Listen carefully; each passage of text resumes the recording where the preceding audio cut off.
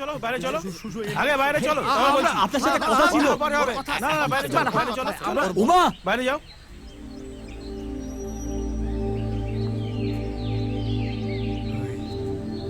কথা ছিল।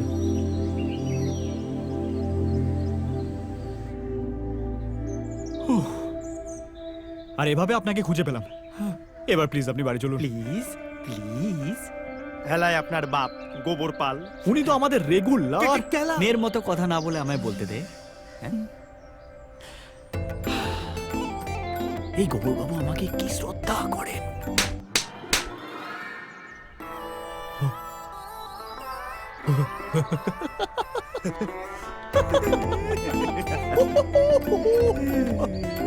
আর ওর কাকারা কি আদর আপ্যায়ন করলো বাড়িতে নিয়ে গিয়ে।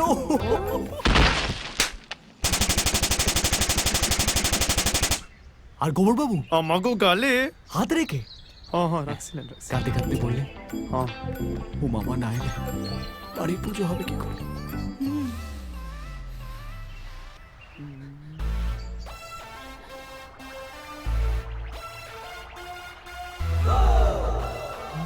আর ওর কাকারা কি দুঃখ বল। লোক ধরে ধরে জিজ্ঞেস করছিলেন কি ছোট মা কবে আসবে, ও মামা কবে আসবে। আমার ভজা কাকা, গজা কাকা, নজা কাকা, সোজা কাকা কেমন আছে? ভালো, হ্যাঁ সবাই ভালো। হ্যাঁ। কিন্তু একটা স্যাড কেস আছে, ঠাকুমা মৃত্যুসজ্জায়। কি হয়েছে? অক্সিজেন স্যালাইন কিছু বাদ নেই।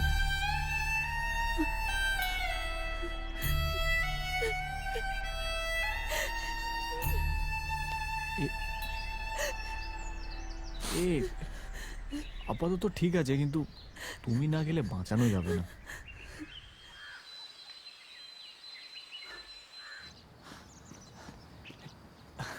তো ম্যাডাম কি ঠিক করলেন, যাচ্ছেন তো? নীলার সঙ্গে পালিয়ে এসেছিল, বাড়ি ফিরবো কি করে? একটা ভুলের জন্য বাড়ি ফিরবেন না? তুমি চলে যাও।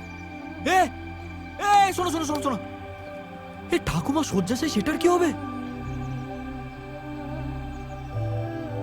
প্রমিস করেছিলাম বাড়ি ফিরলে নিলয়কে নিয়ে ফিরবো।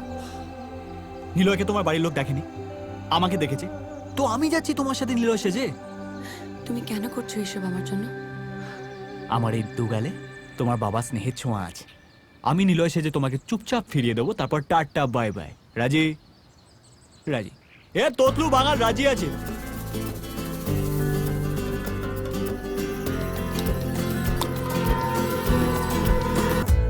আমি আছি গল্প তোর সাথে, বুঝে নে। আমি আছি বৃষ্টি মাঝরাতে, ভিজে নে।